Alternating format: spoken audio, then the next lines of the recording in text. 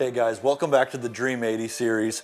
We're in phase 2 now, and we're going to start talking about, in phase 2, the mapping, the plans, looking at the projects, the things that we've learned from either clients or farms that we've personally owned in the past, or other agents at High Point selling farms with clients and farms that they've owned. There's a book, probably 10 books of mistakes that we've made or seen clients make, that we want to make the land ownership enjoyment piece be easier and learn, teach people from our mistakes and what we've learned. So we've looked at the property, looked at some maps, looked at some plans, some goals have been defined, and looked at the project, looked at the budget, and want to teach you guys through this part of the phase 2.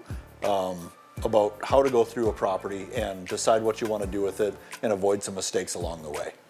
So the first thing you want to do after you take a look at a property, you've purchased it, or maybe you haven't purchased it yet, and looking at it from a map perspective, seeing if all the things make sense for you and your intentions with the property. But once you do get boots on the ground on the property, you want to walk the entire perimeter, or if it's a huge property, drive with a UTV instead of a truck if you can possibly get out and see it, smell it, touch it, walk around, see what things look like over a hill or someplace where you might not be able to drive. But looking at the entire exterior of the property and seeing, you know, how the wildlife is moving through there, or whatever it may be for your intentions. We're talking about deer hunting on this property, but going and actually putting boots on the ground will tell you more than you can imagine when you're walking the exterior of a property, or walking into a bedding area or a ridge, or going to a high point on the property and checking it out.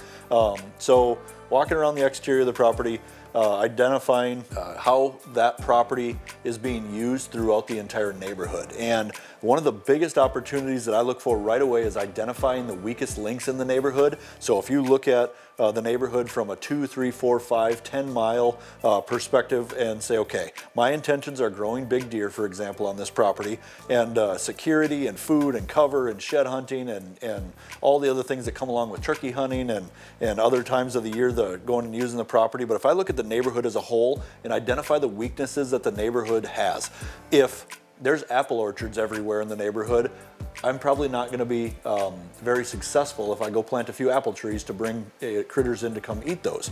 If I plant pear trees instead of apple trees, or chestnuts or oaks, or different types of oaks, or different types of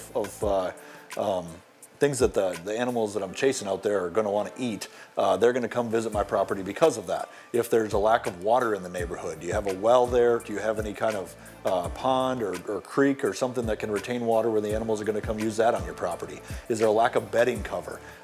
There's 3 bucks that my wife and I have shot that are all beautiful Boone and Crockett deer.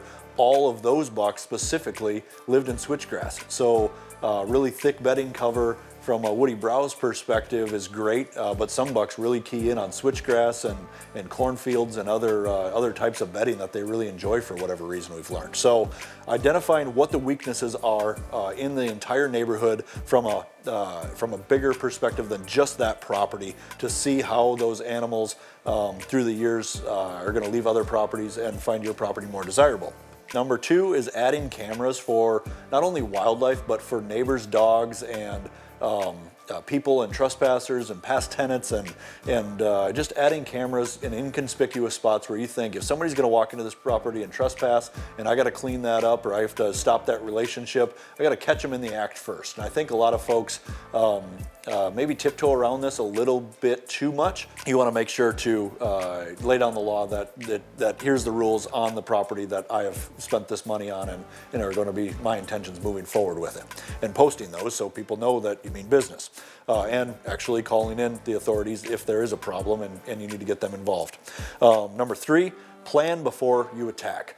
I can't say enough about the mistakes that I've made, we've seen clients make, and they're more attack than plan. You go in with a chainsaw, you go in and start bringing a bunch of big equipment in. You can do a lot of damage to some really great opportunities that are already 5 or 10 or 20 years moved along with, like, you know, oak trees that are already growing and already established, that are rooted, or some really good conifers, or CRP planting that's already, the grasses are there, they just maybe need to be burned and cleaned up a little bit.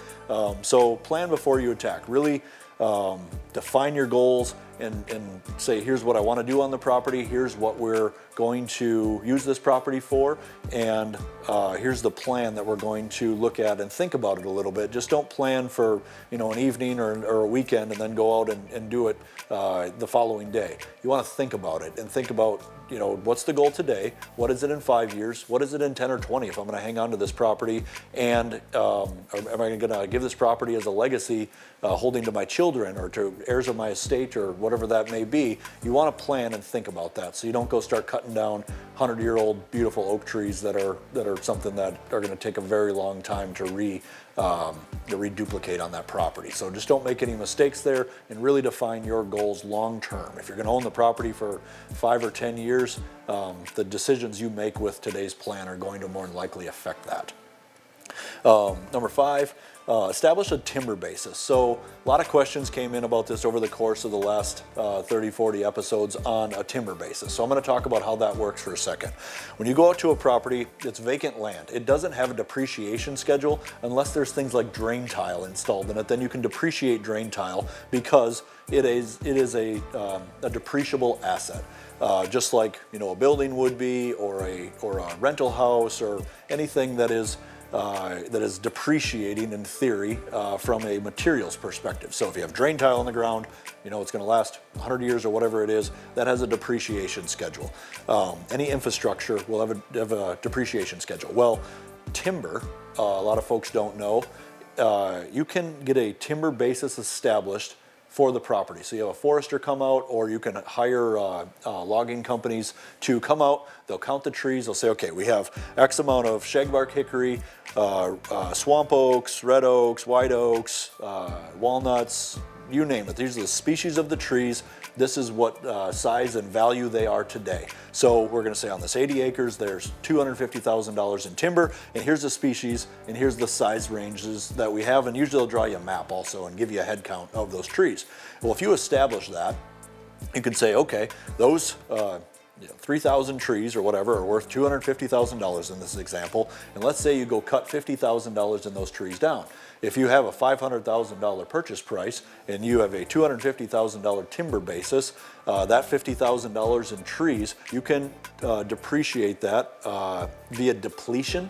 It's called not depreciation, it's called depletion, and take that $50,000 off of the $250,000. Now you've reduced your basis on that land, which land doesn't have a depreciation schedule. But if you have an established timber basis on that farm, you can deplete that timber basis part. So now your basis in the farm is $450,000, not $500,000 that you purchased it for. So in the event you sell it for more money, your purchase level, or your basis in the farm is going to be $450,000. So if you go to sell it for $700,000 or $1 million or whatever the number is, your capital gains exposure, that spread, won't be from where you purchased it to the sale price. It'll be from that depleted number to the sales price. And if you 1031 exchange that, you can roll that forward into the next one and not have to pay those capital gains at that time. Number 6, enjoy the process. You're going to get stuck in the mud. You're going to get stuck on the ice. You're going to have a tire go flat. Be prepared. First aid kits, air compressors, chain, tow straps, cell phone chargers, all that kind of stuff, snacks for the kids. Enjoy the process. That's what you bought the property for, and it can get very frustrating.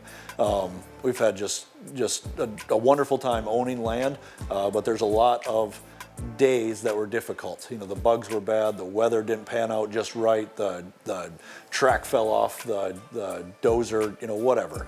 There's always going to be problems. Problems are part of the process, and if you look at it from that perspective and knowing that there's going to be some challenges along the way, you can enjoy the process and also think ahead for what problems you might have and bring some extra tools or come up with a contingency plan as a secondary along the way.